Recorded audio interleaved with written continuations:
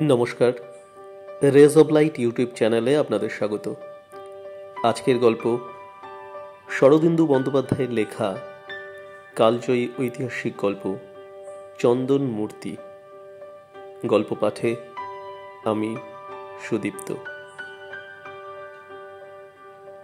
বৌদ্ধ ভিক্ষু বলিতে যে চিত্রটি আমাদের মনে উদয় হয়, একালের সাধারণ বাঙালির চেহারার সঙ্গে সে চিত্রের মোটেই মিল নেই। অথচ যাহার কথা আজ লিখিতে বসিয়াছি, সেই ভিক্ষু অভিরাম যে কেবল জাতিতে বাঙালি ছিলেন তাহাই নয়, তার চেহারাও ছিল নিতান্তই বাঙালির মতো। আরম্ভেই বলিয়া রাখা ভালো যে ভিক্ষু অভিরামের আগাগোড়া জীবন বৃত্তান্ত লিপিবদ্ধ করা আমার অভিপ্রায় নয়, থাকিলেও তাহা সম্ভব হইত না। তাহার বংশ বা জাতি পরিচয় কখনো শুনি নাই। তিনি বাঙালি হইয়া বৌদ্ধ সম্প্রদায়ের গণ্ডিতে কি করিয়া গিয়া পড়িলেন, সেই ইতিহাসও আমার কাছে অজ্ঞাত রহিয়া গিয়াছে। কেবল 1 বৎসরের আলাপে তাহার চরিত্রের যে পরিচয়টি আমি পাইয়াছিলাম, এবং একদিন অচিন্তনীয় অবস্থার মধ্যে পড়িয়া কিরূপে সেই পরিচয়ের বন্ধন চিরদিনের জন্য ছিন্ন হইয়া গেল, তাহাই সংক্ষেপে বাহুল্য বর্জন করিয়া পাঠকের সম্মুখে স্থাপন করিব। আমাদের দেশ ধর্মোন্মত্ততার মল্লভূমি। ধর্মের নামে মাথা ফাটাফাটি অনেক দেখিয়াছি, কিন্তু ভিক্ষু অভিরামের হৃদয়ে এই ধর্মানুরাগ যে বিচিত্র রূপ গ্রহণ করেছিল, তাহা পূর্বে কখনোই দেখি নাই, এবং পরে যে আর দেখিবার সে সম্ভাবনাও অল্প। ভিক্ষু অভিরামের সঙ্গে আমার প্রথম পরিচয় হয় ইম্পেরিয়াল লাইব্রেরিতে। বছর 4 আগেকার কথা। তখন আমি সবেমাত্র বৌদ্ধ যুগের ইতিহাস লইয়া নাড়াচাড়া আরম্ভ করিয়াছি। একখানা দুষ্প্রাপ্য বৌদ্ধ পুস্তক খুঁজিতে গিয়া দেখিলাম তিনি পূর্ব হইতে সেখানা দখল করিয়া বসিয়া আছেন। ক্রমে তাহার সহিত আলাপ হইল। শীর্ণকায় মুণ্ডিতশীল লোকটি, দেহের বস্ত্রাদি ঈষৎপীত বর্ণ, বয়স বোধ করি 40-এর নিচেই। কথাবার্তা খুব মিষ্ট, হাসিটি শীর্ণ মুখে লাগিয়াই আছে। আমাদের দেশের সাধারণ উদাসী সম্প্রদায়ের মতো একটি নির্লিপ্ত অনাসক্ত ভাব। তবু তাহাকে সাধারণ বলিয়া অবহেলা করা যায় না। চোখের মধ্যে ভালো করিয়া দৃষ্টিপাত করিলেই বুঝিতে পারা যায় একটা প্রবল দুর্দমনীয় আকাঙ্ক্ষা সদা সর্বদা সেখানে জ্বলিতেছে। জটা কৌপিন কিছুই নাই, তথাপি তাহাকে দেখিয়া রবীন্দ্রনাথের পরশ পাথরের সেই খ্যাপাপে মনে পড়িয়া যায়। ওষ্ঠে অধরেতে চাপি, অন্তরের দ্বার ঝাঁপি, রাত্রিদিন তীব্র জ্বালা জেলে রাখে চোখে, দুটো নেত্র সদা যেন নিশার খদ্দ থেন, উড়ে উড়ে খোঁজে কাড়ে নিজের আলোকে। বাঙালি বৌদ্ধ ভিক্ষু বর্তমানকালে থাকিতে পারে, এ কল্পনা পূর্বে মনে স্থান পায় নাই। তাই প্রথম দর্শনেই তাহার প্রতি আকৃষ্ট হইয়া পড়িয়াছিলাম। ক্রমশ আলাপ ঘনিষ্ঠতায় পরিণত হইল। তিনি সময়ে অসময়ে আমার বাড়িতে আসিতে আরম্ভ করিলেন। বৌদ্ধশাস্ত্রে তাহার জ্ঞান যেরূপ গভীর ছিল, বৌদ্ধ ইতিহাসে ততটা ছিল না। তাই বুদ্ধের জীবন সম্বন্ধে কোনো নূতন কথা জানিতে পারিলে তৎক্ষণাৎ আমায় আসিয়া জানাইতেন। আমার ঐতিহাসিক গবেষণা সম্বন্ধেও তাহার ঔৎসুক্যের অন্ত ছিল না। ঘণ্টার পর ঘণ্টা স্থির হইয়া বসিয়া আমার বক্তৃতা শুনিয়া যাইতেন, আর তাহার চোখে সেই খদ্দত আলোক জ্বলিতে থাকিত। খাদ্যাদি বিষয়ে তাহার কোনো বিচার ছিল না। আমার বাড়িতে আসিলে গৃহিণী প্রায় ভক্তিভরে তাহাকে খাওয়াইতেন। তিনি নির্বিবাদে মাছ মাংস সবই গ্রহণ করিতেন। আমি একদিন প্রশ্ন করায় তিনি ক্ষীণ হাসিয়া বলিয়াছিলেন, আমি ভিক্ষু, ভিক্ষাপাত্রে যে যা দেবে তাই আমাকে খেতে হবে, বাছ বিচার করবার তো আমার অধিকার নেই। তথাগতের পাতে একদিন তার এক শিষ্য শূকর মাংস দিয়েছিল, তিনি তাও খেয়েছিলেন। ভিক্ষুর 2 চক্ষু সহসা জলে ভরিয়া গিয়াছিল। প্রায় 6-7 মাস কাটিয়া যাইবার পর একদিন তাহার প্রাণের অন্তরতম কথাটি জানিতে পারিলাম। আমার বাড়িতে বসিয়া বৌদ্ধ শিল্প আলোচনা হইতেছিল। ভিক্ষু অভিরাম বলিতেছিলেন, ভারতে এবং ভারতের বাইরে কোটি কোটি বুদ্ধ মূর্তি আছে, কিন্তু সবগুলোই তার ভাবমূর্তি। ভক্ত শিল্পী যেভাবে ভগবান তথাগতকে কল্পনা করেছে, পাথর কেটে তার সেই মূর্তিই গড়েছে। বুদ্ধের সত্যিকারের আকৃতির সঙ্গে তাদের পরিচয় ছিল না। আমি বলিলাম, আমার তো মনে হয় ছিল। আপনি লক্ষ্য করেছেন নিশ্চয়ই যে সব বুদ্ধ মূর্তিরই ছাঁচ প্রায় একরকম। অবশ্য অল্প বিস্তর তফাৎ আছে, কিন্তু মোটের উপর একটা সাদৃশ্য পাওয়া যায়। কান বড়, মাথায় কোকড়া চুল, ভারী গড়ন, এগুলো সব মূর্তিতেই আছে। এর কারণ কি? নিশ্চয়ই তার প্রকৃত চেহারা সম্বন্ধে শিল্পীদের জ্ঞান ছিল, নইলে কেবল কাল্পনিক মূর্তি হলে এতটা সাদৃশ্য আসতে পারত না। একটা বাস্তব মডেল তাদের ছিলই। গভীর মনঃসংযোগে আমার কথা শুনিয়া ভিক্ষু অভিরাম কিছুক্ষণ চুপ করিয়া রইলেন। তারপর ধীরে ধীরে বললেন, কি জানি, বুদ্ধদেবের জীবিতকালে তার মূর্তি গঠিত হয়নি। তখন ভাস্কর্যের প্রচলন ছিল না। বুদ্ধমূর্তির বহুল প্রচলন হয়েছে গুপ্তযুগ থেকে, খ্রিস্টীয় 4th শতাব্দীতে, অর্থাৎ বুদ্ধ নির্বাণের প্রায় 700 বছর পরে। এই 700 বছর ধরে তার আকৃতির স্মৃতি মানুষ কি করে সঞ্জীবিত রেখেছিল? বৌদ্ধশাস্ত্রেও তার চেহারার এমন কোনো বর্ণনা নেই যা থেকে তার একটা স্পষ্ট চিত্র আঁকা যেতে পারে। আপনি যে সাদৃশ্যের কথা বলছেন সেটা সম্ভবত শিল্পের একটা কনভেনশন। প্রথমে একজন প্রতিভাবান শিল্পী তার ভাবমূর্তি গড়েছিলেন, তারপর যুগ পরম্পরায় সেই মূর্তিরই অনুকরণ হয়ে আসছে। ভিক্ষু একটা দীর্ঘশ্বাস ত্যাগ করে বললেন, না, তার সত্যিকারের চেহারা মানুষ ভুলে গেছে। তুটেনখামেন, আমেন হোটেপের শিলামূর্তি আছে, কিন্তু বোধিসত্ত্বের দিব্যদেহের প্রতিমূর্তি নেই। আমি বলিলাম, হ্যাঁ, মানুষের স্মৃতির উপর যাদের কোনো দাবি নেই তারাই পাথরে নিজেদের প্রতিমূর্তি খোদাই করিয়ে রেখে গেছে, আর যারা মহাপুরুষ তারা কেবল মানুষের হৃদয়ের মধ্যে অমর হয়ে আছেন। এই দেখুন না, যীশুখ্রিস্টের প্রকৃত চেহারা যে কেমন ছিল তা কেউ জানে না। তিনি বলিলেন, ঠিক, অথচ কত হাজার হাজার লোক তার গায়ের একটা জামা দেখবার জন্য প্রতি বৎসর তীর্থযাত্রা করছে। তারা যদি তার প্রকৃত প্রতিমূর্তির সন্ধান পেত, কি করত বলুন দেখি? বোধহয় আনন্দে পাগল হয়ে যেত। এই সময় তাহার চোখের দিকে আমার নজর পড়িল। ইংরাজিতে যাহাকে ফ্যানাটিক বলে, সেই তাহার দৃষ্টি, যে উগ্র একাগ্রতা মানুষকে শহীদ করিয়া তোলে, তাহার চোখে সেই সর্বগ্রাসী তন্ময়তার আগুন জ্বলিতেছে। চক্ষু দুটি আমার পানে চাহিয়া আছে বটে, কিন্তু তাহার মন যেন 2500 বৎসরের ঘন কুজ্ঝটিকা ভেদ করিয়া এক দিব্য পুরুষের জ্যোতির্ময় মূর্তির সন্ধান করিয়া ফিরিতেছে। তিনি হঠাৎ বলিতে লাগলেন, ভগবান বুদ্ধের দন্তকেশ নোখ দেখেছি। কিছুদিনের জন্য এক অপরূপ আনন্দের মোহে আচ্ছন্ন হয়েছিলাম, কিন্তু তবু তাতে মন ভরল না। কেমন ছিল তার পূর্ণাবয়ব দেহ, কেমন ছিল তার চোখের দৃষ্টি, তার কণ্ঠের বাণী, যা শুনে একদিন রাজা সিংহাসন ছেড়ে পথে এসে দাঁড়িয়েছিল, গৃহস্থ বধূ স্বামীপুত্র ছেড়ে ভিক্ষুণী হয়েছিল। সেই কণ্ঠের অমৃতময় বাণী যদি একবার শুনতে পেতুম। দুর্দম আবেগে তাহার কণ্ঠস্বর রুদ্ধ হইয়া গেল। দেখিলাম তাহার দেহ রোমাঞ্চিত হইয়া উঠিয়াছে, অজ্ঞাতে 2 গণ্ড বাহিয়া অশ্রুধারা গড়াইয়া পড়িতেছে। বিস্ময়ে স্তম্ভিত হইয়া গেলাম। এত অল্প কারণে এতখানি ভাবাবেশ কখনো সম্ভব মনে করি নাই। শুনিয়াছিলাম বটে, কৃষ্ণ নাম শুনিবা মাত্র কোনো কোনো বৈষ্ণবের দশা উপস্থিত হয়, বিশ্বাস করিতাম না। কিন্তু ভিক্ষুর এই অপূর্ব ভাবোন্মত্তনা দেখিয়া আর তাহা অসম্ভব বোধ হইল না। ধর্মের এদিকটা কোনোদিন প্রত্যক্ষ করি নাই, আর যেন হঠাৎ চোখ খুলিয়া গেল। ভিক্ষু বাহ্য জ্ঞান শূন্যভাবে বলিতে লাগিলেন, গৌতম, তথাগত, আমি অর্হত্ব চাই না, নির্বাণ চাই না, একবার তোমার স্বরূপ আমাকে দেখাও। যে দেহে তুমি এই পৃথিবীতে বিচরণ করতে, সেই দেব দেহ আমাকে দেখাও। বুদ্ধ, তথাগত। বুঝিলাম বৌদ্ধ ধর্ম নয়, স্বয়ং সেই কালজয়ী মহাপুরুষ ভিক্ষু অভিরামকে উন্মাদ করিয়াছেন। পা টিপিয়া টিপিয়া ঘর হইতে বাহির হইয়া আসিলাম। এই আত্মহারা ব্যাকুলতা বসিয়া দেখিতে পারিলাম না। মনে হইতে লাগিল যেন অপরাধ করিতেছি। ধর্মোন্মত্ততা বস্তুটা সংক্রামক। আমার মধ্যেও বোধহয় অজ্ঞাতসারে সঞ্চারিত হইয়াছিল। তাই উল্লিখিত ঘটনার কয়েকদিন পরে একদিন ফাহিয়ানের ভ্রমণ বৃত্তান্তের পাতা উল্টাইতে উল্টাইতে হঠাৎ এক জায়গায় আসিয়া দৃষ্টি আটকাইয়া গেল। আনন্দ উত্তেজনায় একেবারে লাফাইয়া উঠিলাম। ফাহিয়ান পূর্বেও পড়িয়াছি, কিন্তু এই জিনিস চোখে ঠেকে নাই কেন? সেদিন অপরাহ্নে ভিক্ষু অভিরাম আসিলেন। উত্তেজনা দমন করিয়া বইখানা তাহার হাতে দিলাম। তিনি উৎসুকভাবে বলিলেন, কি এ? পড়ে দেখুন বলিয়া একটা পাতা নির্দেশ করিয়া দিলাম। ভিক্ষু পড়িতে লাগিলেন। আমি তাহার মুখের দিকে তাকিয়া রইলাম। বৈশালী হইতে 12 পদ দক্ষিণে বৈশ্যাধিপতি সুদত্ত দক্ষিণাভিমুখী একটি বিহার নির্মাণ করিয়াছিলেন। বিহারের বামে ও দক্ষিণে স্বচ্ছ বাড়িপূর্ণ পুষ্করণী বহু বৃক্ষ ও নানাবর্ণ পুষ্পে অপূর্ব শোভা ধারণ করে। ইহাই জেতবন বিহার। বুদ্ধদেব যখন 63 স্বর্গে গমন করিয়া তাহার মাতৃদেবীর হিতার্থে 90 দিবস ধর্মপ্রচার করিয়াছিলেন, তখন প্রসেনজিৎ তাহার দর্শনাভিলাষী হইয়া গোশিষ্য চন্দনাকাষ্ঠে তাহার এক মূর্তি প্রস্তুত করিয়া যে স্থানে তিনি সাধারণত উপবেশন করিতেন তথায় স্থাপন করিলেন। বুদ্ধদেব স্বর্গ হইতে প্রত্যাগমন করিলে এই মূর্তি বুদ্ধদেবের সহিত সাক্ষাতের জন্য স্বস্থান পরিত্যাগ করিল। বুদ্ধদেব তখন মূর্তিকে কহিলেন, তুমি স্বস্থানে প্রতিগমন করো, আমার নির্বাণ লাভ হইলে তুমি আমার চতুর্বর্গ শিষ্যের নিকট আদর্শ হইবে। এই বলিয়া মূর্তি প্রত্যাবর্তন করিল। এই মূর্তি বুদ্ধদেবের সর্বাপেক্ষা প্রথম মূর্তি এবং ইহা দৃষ্টেই পরে অন্যান্য মূর্তি নির্মিত হইয়াছে।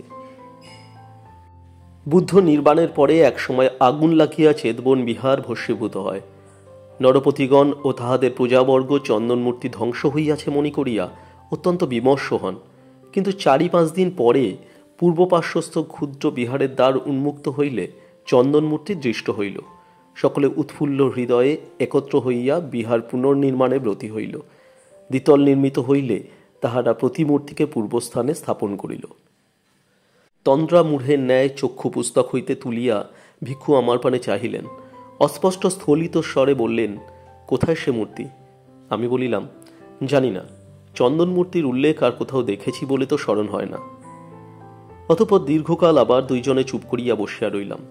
এই ক্ষুদ্র তথ্যটি ভিক্ষুর অন্তরের অন্তঃস্থল পর্যন্ত নাড়া দিয়া আলোড়িত করিয়া তুলিয়াছে তাহা অনুমানে বুঝিতে পারিলাম।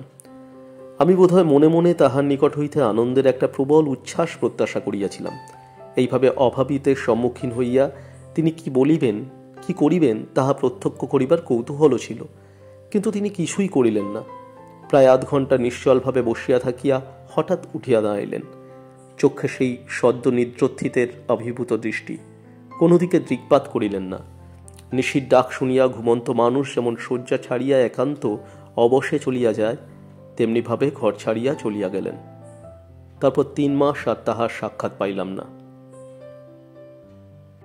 হঠাৎ পৌষের মাঝামাঝি একদিন তিনি মূর্তিমান ভূমিকম্পের মতো আসিয়া আমার স্থাবরতার পাকা ভিত এমনভাবে নাড়া দিয়া আলগা করিয়া দিলেন যে তাহা পূর্বাহ্নে অনুমান করাও কঠিন। অন্তত আমি যে কোনোদিন এমন একটা দুঃসাহসিক কার্যে ব্রতী হইয়া পড়িব তাহা সন্দেহ করিতেও আমার কুণ্ঠাবোধ হয়। তিনি বলিলেন, সন্ধান পেয়েছি। আমি সানন্দে তাহাকে অভ্যর্থনা করিলাম, আসুন আসুন, বসুন। তিনি বসিলেন না।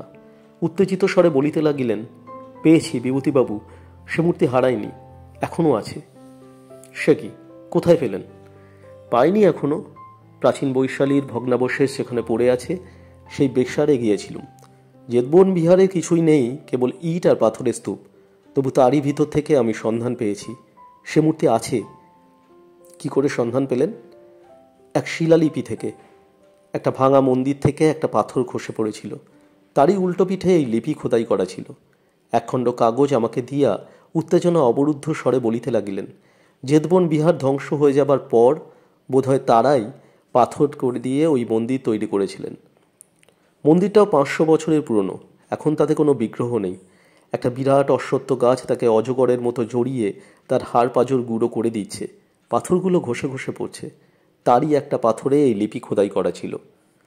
কাগজখানা তার হাত হইতা লইয়া পরীক্ষা করিয়া দেখিলাম, অনুমান 10ম কি 11শ শতাব্দীর প্রাকৃত ভাষায় লিখিত লিপি। ভিক্ষু অবিকল নকল করিয়া আনিয়াছেন। পাঠোদ্ধার করিতে বিশেষ কষ্ট পাইতে হইল না। শিলালেখের অর্থ এইরূপ, হায় তথাগত, সদ্ধর্মের আজ মহা দুর্দিন উপস্থিত হইয়াছে। যে চেতবন বিহারে তুমি 25 বর্ষ যাপন করিয়াছ, তাহার আজ কি শোচনীয় দুর্দশা। গৃহীগণ আর তোমার শ্রমণদিগকে ভিক্ষাদান করে না। রাজগণ বিহারের প্রতি বীতশ্রদ্ধ। পৃথিবীর প্রান্ত হইতে শিক্ষার্থীগণ আর বিনয় ধর্মসূত্র অধ্যয়নের জন্য বিহারে আগমন করে না। তথাগতের ধর্মের গৌরব মহিমা অস্তমিত হইয়াছে। তদুপরি সম্প্রতি দারুণ ভয় উপস্থিত হইয়াছে। কিছুকাল যাবৎ চারিদিক হইতে জনশ্রুতি আসিয়াছে, তুরস্ক নামক এক অতি বর্বর জাতি রাষ্ট্রকে আক্রমণ করিয়াছে। ইহারা বিধর্মীয় অতিশয় নিষ্ঠুর। ভিক্ষু শ্রমণ দেখিলেই নৃশংসভাবে হত্যা করিতেছে এবং বিহার সংঘাতি লুণ্ঠন করিতেছে। এই সকল জনরব শুনিয়া ও তুরস্কগণ কর্তৃক আক্রান্ত কয়েকজন মুমূর্ষু পলাতক শ্রমণকে দেখিয়া চেতবন বিহারের মহাদেহের বুদ্ধরক্ষিত মহাশয় অতিশয় বিচলিত হইয়াছেন। তুরস্কগণ এই দিকেই আসিতেছে, অবশ্যই বিহার আক্রমণ করিবে। বিহারের অধিবাসীগণ অহিংসধর্মী, অস্ত্রচালনায় অপারগ। বিহারে বহু অমূল্য রত্নাদি সঞ্চিত আছে। সর্বাপেক্ষা অমূল্য রত্ন আছে গোশিষ্য চন্দন কাষ্ঠে নির্মিত বুদ্ধমূর্তি, যাহা ভগবান তথাগতের জীবিতকালে প্রসেনজিৎ নির্মাণ করিয়াছিলেন। তুরস্কের আক্রমণ হইতে এ সকলকে রক্ষা করিবে। মহাথের বুদ্ধরক্ষীর 3 দিবস সহরাত্র চিন্তা করিয়া উপায় স্থির করিয়াছেন। আগামী অমাবস্যার মধ্যযামে 10 জন শ্রমণ, বিহারস্থ মণিরত্ন ও অমূল্য গ্রন্থ সকল সহ ভগবানের চন্দনমূর্তি লইয়া প্রস্থান করিবে। বিহার হইতে 20 যোজন উত্তর হিমালয়ের শানুনিষ্ঠুত উপলা নদীর প্রস্রবণ মুখে এক দৈত্য নির্মিত পাষাণ স্তম্ভ আছে। এই গগনলেহী স্তম্ভের শীর্ষদেশে এক গোপন ভাণ্ডার আছে। কথিত আছে যে অশুদ্ধশীয় দৈত্যগণ দেবপ্রিয় ধর্মাশোকের কালে হিমালয়ের স্পন্দনশীল জঙ্ঘা প্রদেশে ইয়া নির্মাণ করিয়াছিলেন। শ্রমণগণ চন্দনমূর্তি ও অন্যান্য মহার্ঘ বস্তু এই গুপ্তস্থানে লইয়া গিয়া রক্ষা করিবে। পরে তুরস্কের উৎপাত দূর হইলে তাহারা আবার উহা ফিরাইয়া আনিবে। যদি তুরস্কের আক্রমণ বিহার ধ্বংস হয়, বিহারবাসী সকলে মৃত্যুমুখে পতিত হয়, এই আশঙ্কায় মহাথের মহাশয়ের আজ্ঞাক্রমে পরবর্তী দিকের অবগতির জন্য অদ্য কৃষ্ণা ত্রয়োদশীর দিবসে এই লিপি উৎকীর্ণ হইল। ভগবান বুদ্ধের ইচ্ছা পূর্ণ হোক। এইখানে লিপি শেষ হইয়াছে। লিপি পড়িতে পড়িতে আমার মনটাও অতীতের আবর্তে গিয়া পড়িয়াছিল। 800 বৎসর পূর্বে চেতপন বিহারের নিরীহ ভিক্ষুদের বিপদ ছায়াচ্ছন্ন ত্রস্ত চঞ্চলতা যেন অস্পষ্টভাবে চোখের সম্মুখে দেখিতে পাইতেছিলাম। বিচক্ষণ প্রবীণ মহাস্থবির বুদ্ধরক্ষিতের গম্ভীর বিষণ্ণ মুখচ্ছবিও চোখের উপর ভাসিয়া উঠিতেছিল। ভারতের ভাগ্য বিপর্যয়ের একটা ঐতিহাসিক সন্ধিক্ষণ যেন ওই লিপির সাহায্যে আমি কয়েক মুহূর্তের জন্য চলচ্ছায়ার মতো প্রত্যক্ষ করিয়া লইলাম। দেশব্যাপী সন্ত্রাস, শান্তিপ্রিয় নির্বীর্য জাতির উপর সহসা দুরন্ত দুর্মদ বিদেশীর অভিযান। তুরস্ক ওই তুরস্ক আসিতেছে। ভীতকণ্ঠের সহস্র সমবেত আর্তনাদ আমার কর্ণে বাজিতে লাগিল। তারপর চমক ভাঙিয়া গেল। দেখিলাম ভিক্ষু অভিরামের চোখে ক্ষুদিত উল্লাস। গভীর দীর্ঘ নিঃশ্বাস ত্যাগ করিয়া বলিলাম, মহাস্থবির বুদ্ধরক্ষিতের উদ্দেশ্য সিদ্ধ হয়েছে, কিন্তু কত বিলম্বে। তিনি প্রদীপ্ত স্বরে বলিয়া উঠিলেন, হোক বিলম্ব, তবু এখনো সময় অতীত হয়নি। আমি যাব বিভূতিবাবু, সেই অসুর নির্মিত পাষাণস্তম্ভ খুঁজে বার করব। কিছু সন্ধানও পেয়েছি। উপলা নদীর বর্তমান নাম জানতে পেরেছি। বিভূতিবাবু, 1500 বছর আগে চৈনিক পরিব্রাজক কোরিয়া থেকে যাত্রা শুরু করে গোবি মরুভূমি পার হয়ে দুস্তর হিমালয় লঙ্ঘন করে পদব্রজে ভারতভূমিতে আসতেন। কি জন্যে? কেবল বুদ্ধ তথাগতের জন্মভূমি দেখবার জন্য। আর আমাদের 20 যোজনের মধ্যে ভগবান বুদ্ধের স্বরূপ মূর্তি রয়েছে জানতে পেরেও আমরা তা খুঁজে বের করতে পারবো না। আমি বললাম, নিশ্চয়ই পারবেন। ভিক্ষু তাহার বিদ্যুৎবনী চক্ষু আমার মুখের ওপর স্থাপন করিয়া এক প্রচণ্ড প্রশ্ন করিয়া বসিলেন, বিভূতিবাবু, আপনি আমার সঙ্গে যাবেন না? ক্ষণকালের জন্য হতবাক হইয়া গেলাম। আমি যাইব? কাজকর্ম ফেলিয়া পাহাড়ে জঙ্গলে এই মায়ামৃগের অন্বেষণে আমি কোথায় যাইব? ভিক্ষু স্পন্দিত স্বরে বলিলেন, 800 বছরের মধ্যে সে দিব্যমূর্তি কেউ দেখেনি। ভগবান শাক্যসিংহ 8 শতাব্দী ধরে সেই স্তম্ভ শীর্ষে আমাদেরই প্রতীক্ষা করেছেন। আপনি যাবেন না? ভিক্ষুর কথার মধ্যে কি ছিল জানি না, কিন্তু মজ্জাগত বহির্বিমুখতা ও বাঙালি সুলভ খড়ের টান যেন সঙ্গীত যন্ত্রের উচ্চ সপ্তকের তারের মতো সুরের অসহ্য স্পন্দনে ছিড়িয়া গেল। আমি উঠিয়া ভিক্ষুকের হাত চাপিয়া ধরিয়া বলিলাম, আমি যাব। এই আখ্যায়িকা যদি আমাদের হিমাচল অভিযানের রোমাঞ্চকর কাহিনী হইত, তাহা হইলে বোধ করি নানা বিচিত্র ঘটনার বর্ণনা করিয়া পাঠককে চমৎকৃত করিয়া দিতে পারিতাম। কিন্তু এ গল্পের ক্ষুদ্র পরিসরে অবান্তর কথা স্থান নাই। দৈত্য নির্মিত স্তম্ভ অন্বেষণের পরিসমাপ্তিটুকু বর্ণনা করিয়াই আমাকে নিবৃত্ত হইতে হইবে। কলিকাতা হইতে যাত্রা শুরু করিবার 2 সপ্তাহ পরে একদিন অপরাহ্নে যে ক্ষুদ্র জনপদটিতে পৌঁছিলাম, তাহা মনুষ্য লোকালয় হইতে এত ঊর্ধ্বে ও বিচ্ছিন্নভাবে অবস্থিত যে হিমালয় কুক্ষিস্থিত ঈগল পাখির বাসা বলিয়া ভ্রম হয়। তখনও বরফের এলাকায় আসিয়া পৌঁছায় নাই, কিন্তু সম্মুখেই হিমাদ্রি তুষার শুভ্র দেহ আকাশের একটা দিক আড়াল করিয়া রাখিয়াছে। আশেপাশে পিছনে চারিদিকেই নগ্ন পাহাড়, পায়ের তলায় পাহাড়ি কাঁকড় উপলখণ্ড। এই উপলাকীর্ণ কঠিন ভূমি চিরিয়া তন্হি উপলা নদী খরধারে নিম্নাভিমুখে ছুটিয়া চলিয়াছে। আকাশ বাতাস একটা জমাট শীতলতা। আমরা 3 জন, আমি, ভিক্ষু অভিরাম ও একজন ফুটিয়া পথপ্রদর্শক। গ্রামের নিকটবর্তী হইতেই গ্রামের সমস্ত স্ত্রী পুরুষ বালক বালিকা আসিয়া আমাদের ঘিরিয়া দাঁড়াইল। বহির্জগতের মানুষ এখানে কখনো আসে না। ইহারা সুবর্তুল চক্ষু বিস্ফারিত করিয়া আমাদের নিরীক্ষণ করিতে লাগিল। চেহারা দেখিয়া মনে হইল ইহারা লেপচা কিংবা ভুটানি। আর্য রক্তের সংমিশ্রণও সামান্য আছে। 2-1 খড়গের মতো তীক্ষ্ণ নাক চোখে পড়িল। এইরূপ খর্গনাসিক একজন পৌরগোছের লোক আমাদের দিকে অগ্রসর হইয়া আসিয়া নিজ ভাষায় কি বলিল বুঝিতে পারিলাম না। আমাদের ভুটানি সহচর বুঝাইয়া দিল, ইনি গ্রামের মোড়ল, আমরা কি জন্যে আসিয়াছি জানতে চাহেন। আমরা সরলভাবে আমাদের উদ্দেশ্য ব্যক্ত করিলাম। শুনিয়া লোকটি চোখে মুখে প্রথমে বিস্ময়, তারপর প্রবল কৌতূহল ফুটিয়া উঠিল। সে আমাদের আহ্বান করিয়া গ্রামে লইয়া চলিল। মিছিল করিয়া আমরা অগ্রসর হইলাম। অগ্রে মোড়ল, তাহার পিছনে আমরা তিনজন ও সর্বশেষে গ্রামের আবাল বৃদ্ধ নরনারী। একটি কুটিরের মধ্যে লইয়া গিয়া মোড়ল আমাদের বসাইল। আমরা ক্লান্ত ও ক্ষুৎপীড়িত দেখিয়া আহার্য দ্রব্য আনিয়া অতিথি সৎকার করিল। অতঃপর তৃপ্ত ও বিশ্রান্ত হইয়া দোভাষী ভুটিয়া মারফত বাক্যালম্বা আরম্ভ করিলাম। সূর্য তখন পাহাড়ের আড়ালে ঢাকা পড়িয়াছে। হিমালয়ের সুদীর্ঘ সন্ধ্যা যেন স্বচ্ছ বাতাসে অলক্ষিত কুমকুম বৃষ্টি আরম্ভ করিয়াছে। মোড়ল বলিল, গ্রাম হইতে 4 ক্রোশ উত্তরে উপলা নদীর প্রপাত, ওই প্রপাত হইতেই নদী আরম্ভ। ওই স্থান অতিশয় দুর্গম ও দুরারোহ। উপলার অপর প্রান্তে প্রপাতের ঠিক মুখের উপর একটি স্তম্ভের মতো পর্বত শৃঙ্গ আছে, উহাই বুদ্ধ স্তম্ভ নামে খ্যাত। গ্রামবাসীরা প্রতি পূর্ণিমার রাত্রে বুদ্ধ স্তম্ভকে উদ্দেশ্য করিয়া পূজা দিয়া থাকে, কিন্তু সে স্থান দুরধিগম্য বলিয়া সেখানে কেহ যায় না। গ্রামের নিকটে উপলা নদীর স্রোতে পূজা ভাসাইয়া দেয়। ভিক্ষু জিজ্ঞাসা করিলেন, উপলা পার হইয়া স্তম্ভের নিকটবর্তী হইবার পথ কোথায়?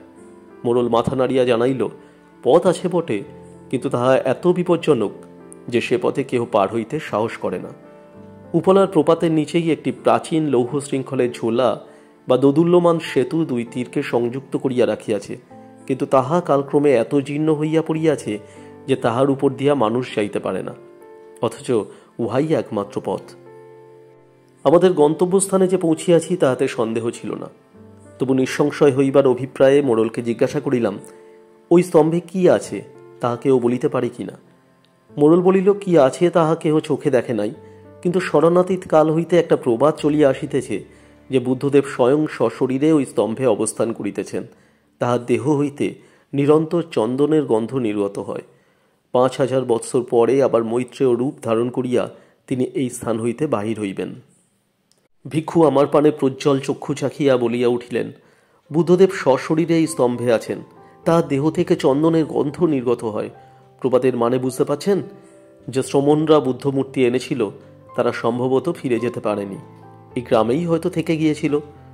ভিক্ষুর কথা শেষ হইতে পারিল না। এই সময় আমাদের কুটির হঠাৎ একটা প্রবল ঝাঁকানি খাইয়া মরমর করিয়া উঠিল। আমরা মেঝের উপর বসিয়াছিলাম। আমাদের নিয়ে নিম্নে মাটির ভিতর দিয়াও একটা কম্পন শিহরিয়া উঠিল। আমিও ধর্মর হইয়া উঠিয়া দাঁড়াইলাম। ভূমিকম্প! আমরা উঠিয়া দাঁড়াইতে দাঁড়াইতে ভূমিকম্পের স্পন্দন থামিয়া গিয়াছিল। মোড়ল নিশ্চিন্ত মনে মেঝেয় বসিয়াছিল।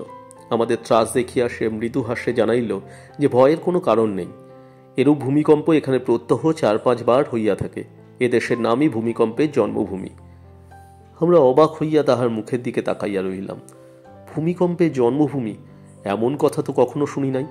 তখনও জানিতাম না কি ভীষণ দুর্দান্ত সন্তান প্রসব করিবার জন্য সে উদ্যত হইয়া আছে। ভিক্ষু অভিরাম কিন্তু উত্তেজিত স্বরে বলিয়া উঠিলেন, ঠিক ঠিক, শিলালিপিতে যে একথার উল্লেখ আছে মনে নেই? শিলালিপিতে ভূমিকম্পের উল্লেখ কোথায় আছে স্মরণ করিতে পারিলাম না। ভিক্ষু তখন ঝোলা হইতে শিলালেখের অনুলিপি বাহির করিয়া উল্লসিত স্বরে কহিলেন, আর সন্দেহ নেই ভিতুবাবু, আমরা ঠিক জায়গায় এসে পৌঁছেছি। এই শুনুন। বলিয়া তিনি মূল প্রাকৃতের লিপির সেই অংশ পড়িয়া শুনাইলেন। কথিত আছে যে অসুরদেশীয় দৈত্যগণ দেবপ্রিয় ধর্মাশোকের কালে হিমালয়ের স্পন্দনশীল জঙ্ঘা প্রদেশে ইহা নির্মাণ করিয়াছিলেন। মনে পড়িয়া গেল, স্পন্দনশীল জঙ্ঘা প্রদেশ কথাটাকে আমি নিরর্থক বাগাড়ম্বর মনে করিয়াছিলাম। উহার মধ্যে যে ভূমিকম্পের ইঙ্গিত নিহিত আছে তাহা ভাবি নাই। বলিলাম, হ্যাঁ, আপনি ঠিক ধরেছেন, ও কথাগুলো আমি ভালো করে লক্ষ্য করিনি। এই জায়গাটা বোধহয় শিলংয়ের মতো ভূমিকম্পের রাজ্য। এই সময় মোড়লের দিকে নজর পড়িল। সে হঠাৎ ভয়ঙ্কর উত্তেজিত হইয়া উঠিয়াছে। ক্ষুদ্র তির্যক চক্ষু জলজল করিয়া জ্বলিতেছে। ঠোঁট দুইটা যেন কি একটা বলিবার জন্য বিভক্ত হইয়া আছে। তারপর সে আমাদের ধাঁধা লাগাইয়া পরিষ্কার প্রাকৃত ভাষায় বলিয়া উঠিল, শ্রবণ করো। সূর্য যে সময় উত্তরাষাঢ়া নক্ষত্রের 2য় পাদে পদার্পণ করিবেন, সেই সময় বুদ্ধস্তম্ভের রন্ধ্রপথে সূর্যালোক প্রবেশ করিয়া তথাগতের দিব্যদেহ আলোকিত করিবে। মন্ত্র বলে স্তম্ভের দ্বার খুলিয়া যাইবে। উপর্যুপরি 3 দিন এইরূপ হইবে। তারপরে 1 বৎসরের জন্য দ্বার বন্ধ হইয়া যাইবে। হে ভক্ত শ্রমণ, যদি বুদ্ধের অলৌকিক মুখচ্ছবি দেখিয়া নির্বাণের পথ সুগম করিতে চাও, একথা স্মরণ রাখিও। এক নিঃশ্বাসে এতখানি বলিয়া মোড়ল হাঁপাইতে লাগিল। তীব্র বিস্ময়ে ভিক্ষু বলিলেন, তুমি তুমি প্রাকৃত ভাষা জানো? মোড়ল বুঝিতে না পারিয়া মাথা নাড়িল। তখন ভুটানি সহচরে সাহায্য লইতে হইল। দোভাষী প্রমুখাৎ মোড়ল জানাইল, ইহা তাহাদের কৌলিক মন্ত্র, পুরুষ পরম্পরায় ইহা তাহাদের কণ্ঠস্থ করিতে হয়, কিন্তু মন্ত্রের অর্থ কি তাহা সে জানে না। আজ ভিক্ষুকে ওই ভাষায় কথা কহিতে শুনিয়া সে উত্তেজিত হইয়া উহা উচ্চারণ করিয়াছে। আমরা পরস্পরের মুখের পানে তাকাইলাম। ভিক্ষু মোড়লকে বলিলেন, তোমার মন্ত্র আরেকবার বলো। মোড়ল দ্বিতীয়বার ধীরে ধীরে মন্ত্র আবৃত্তি করিল। ব্যাপারটা সমস্ত বুঝিতে পারিলাম। এ মন্ত্র নয়, বুদ্ধ স্তম্ভে প্রবেশ করিবার নির্দেশ। বৎসরের মধ্যে 3 দিন সূর্যালোকের উত্তাপ রন্ধ্রপথে স্তম্ভের ভিতর প্রবেশ করিয়া সম্ভবত কোনো যন্ত্রকে উত্তপ্ত করে, ফলে যন্ত্র নিয়ন্ত্রিত দ্বার খুলিয়া যায়। প্রাচীন মিশর ও আশিরিয়ার এইরূপ কলকবজার সাহায্যে মন্দির দ্বার খুলিয়া মন্দিরের ভণ্ড পূজারীগণ অনেক বুজরুকি দেখাইত। পুস্তকে পড়িয়াছি, স্মরণ হইল। এই স্তম্ভের নির্মাতাও অসুর, অর্থাৎ আশিরীয় শিল্পী। সুতরাং অনুরূপ কলকবজার দ্বারা উহার প্রবেশদ্বারের নিয়ন্ত্রণ অসম্ভব নয়। যে শ্রমণগণ বুদ্ধমূর্তি লইয়া এখানে আসিয়াছিল, তাহারা নিশ্চয়ই এ রহস্য জানিত। পাছে ভবিষ্যবংশ ইহা ভুলিয়া যায়, তাই এ মন্ত্র রচনা করিয়া রাখিয়া গিয়াছে। কিন্তু মোড়ল এ মন্ত্র জানিল কিরূপে? তাহার মুখখানা ভালো করিয়া লক্ষ্য করিলাম। মুখের আদল প্রধানত মঙ্গলীয় ছাদের হইলেও নাসিকা, ভ্রু ও চিবুকের গঠন আর্য লক্ষণযুক্ত। শ্রমণগণ ফিরিয়া যাইতে পারে নাই। তাহাদের 10 জনের মধ্যে কাহারও হয়তো পদস্খলন হইয়াছিল। এই মোড়ল সেই ধর্মচ্যুত শ্রমণের অধস্তন পুরুষ।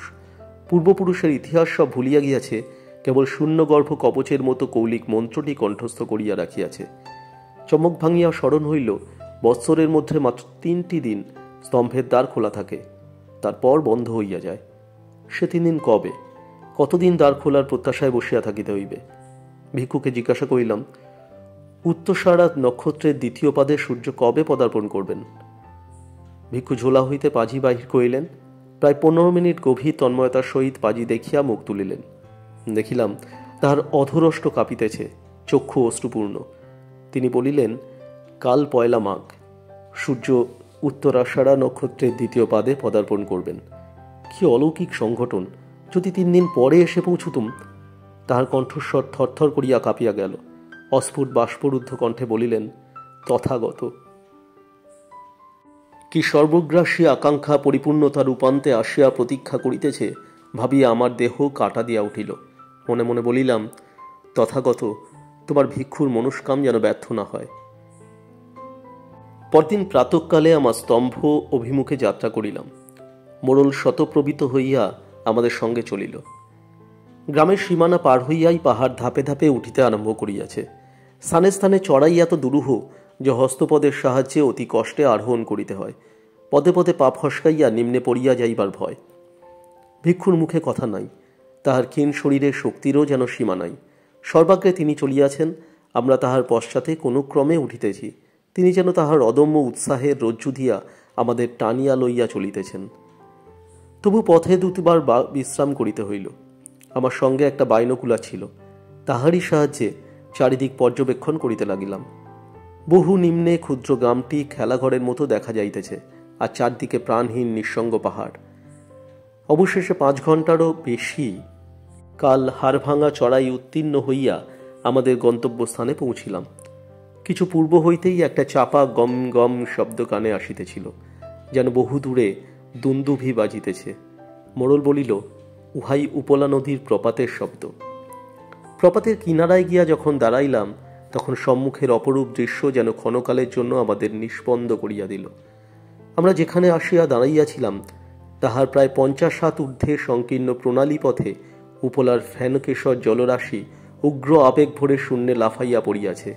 তারপর রামধনুর মতো বঙ্কিম রেখায় 200 হাত নিচে পতিত হইয়া উচ্ছৃঙ্খল উন্মাদনায় তীব্র একটা আবর্ত সৃষ্টি করিয়া বহিয়া গিয়াছে। ফুটন্ত কটাহ হইতে যেমন বাষ্প উত্থিত হয়, তেমনি তাহা শিলাহত চূর্ণ শিকড়কণা উঠিয়া আসিয়া আমাদের মুখে লাগিতেছে।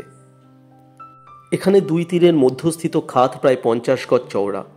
মনে হয় যেন পাহাড় এই স্থান বিদীর্ণ হইয়া অবরুদ্ধ উপলার বহির্গমনের পথ উন্মুক্ত করিয়া দিয়াছে। এই দুর্লঙ্ঘ খাদ পার হইবার জন্য বহু যুগ পূর্বে দুর্বল মানুষ যে ক্ষীণ সেতু নির্মাণ করিয়াছিল, তাহা দেখিলে ভয় হয়। দুইটি লোহার শিকল, একটি উপরে অন্যটি নিচে, সমান্তরালভাবে এ তীর হইতে ও তীরে চলিয়া গিয়াছে। ইহাই সেতু। গর্জমান প্রপাতের পটভূমিকার সম্মুখে এই শীর্ণ মরিচা ধরা শিকল দুটি দেখিয়া মনে হয় যেন মাকড়সার তন্তুর চেয়েও ইহারা ভঙ্গুর। একটু জোরে বাতাস লাগিলেই ছিঁড়িয়া দ্বিখণ্ডিত হইয়া পড়িয়া যাইবে। কিন্তু ওপারের কথা এখনো বলি নাই। ওপারের দৃশ্যের প্রকৃতি এপার হইতে সম্পূর্ণ পৃথক, এবং এই ধাতুগত বিভিন্নতার জন্যই বোধ করি প্রকৃতিদেবী ইহাদের পৃথক করিয়া দিয়াছেন। ওপারে দৃষ্টি পড়িলে সহসা মনে হয় যেন অসংখ্য মর্মর নির্মিত গম্বুজের স্থানটি পরিপূর্ণ। ছোট বড় মাঝারি বর্তুলাকৃতির শ্বেত পাথরের ঢিবি যত দূর দৃষ্টি যায় ইতস্তত ছড়ানো রহিয়াছে। যাহারা সারনাথের ধার্মিক স্তূপ দেখিয়াছেন, তাহারা ইহাদের আকৃতি কতকটা অনুমান করিতে পারিবেন। এই প্রকৃতি নির্মিত স্তূপগুলিকে পশ্চাতে রাখিয়া গভীর খাদের ঠিক কিনারায় একটি নিটোল সুন্দর স্তম্ভ মিনারের মতো ঋজু রেখায় ঊর্ধ্বে উঠিয়া গিয়াছে। দ্বীপ্রহরের সূর্যকিরণে তাহার পাষাণগাত্র ঝকমক করিতেছে। দেখিয়া সন্দেহ হয় ময়দানবের মতো কোনো মায়াশিল্পীই বুঝি অতি যত্নে এই অভ্রভেদী দেবস্তম্ভ নির্মাণ করিয়া রাখিয়া গিয়াছে। পৃথিবীর শৈশবকালে প্রকৃতি যখন আপন মনে খেলাঘর তৈয়ার করিত, ইহা সেই সময়ের সৃষ্টি। হয়তো মানুষ শিল্পীর হাতও ইহাতে কিছু আছে। বাইরকুলার চোখে দিয়া ভালো করিয়া দেখিলাম, কিন্তু ইহার বহিরঙ্গে মানুষের হাতের চিহ্ন কিছু চোখে পড়িল না। স্তম্ভটা যে ফাঁপা তাহাও বাহির হইতে দেখিয়া বুঝিবার উপায় নাই। কেবল স্তম্ভের শীর্ষদেশে একটি ক্ষুদ্র রন্ধ্র চোখে পড়িল। রন্ধ্রটি চতুষ্কোণ, বোধ করি দৈর্ঘ্যে ও প্রস্থে 1 হাতের বেশি হইবে না। সূর্যকিরণ সেই পথে ভিতরে প্রবেশ করিতেছে। ইহাই নিশ্চয়ই মন্ত্রোক্ত রন্ধ্র। মগ্ন হইয়া এই দৃশ্য দেখিতেছিলাম। এতক্ষণে পাশে দৃষ্টি পড়িতে দেখিলাম ভিক্ষু ভূমির উপর সাষ্টাঙ্গে পড়িয়া বৃদ্ধ স্তম্ভকে প্রণাম করিতেছেন। ভিক্ষু অভিরাম আমাদের নিষেধ শুনিলেন না। একাকী সেই শিকলের সেতু ধরিয়া ওপারে গেলেন। আমরা 3 জন এপারে রইলাম। পদে পদে ভয় করিতে লাগিল, এবার বুঝি শিকল ছিঁড়িয়া গেল। কিন্তু ভিক্ষুর শরীর কৃষ্ণ ও লঘু, শিকল ছিঁড়িল না। ওপারে পৌঁছিয়া ভিক্ষু হাত নাড়িয়া আমাদের আশ্বাস জানাইলেন, তারপর স্তম্ভের দিকে চলিলেন। স্তম্ভ একবার পরিক্রমণ করিয়া আবার হাত তুলিয়া চিৎকার করিয়া কি বলিলেন। প্রপাতের গর্জনে শুনিতে পাইলাম না।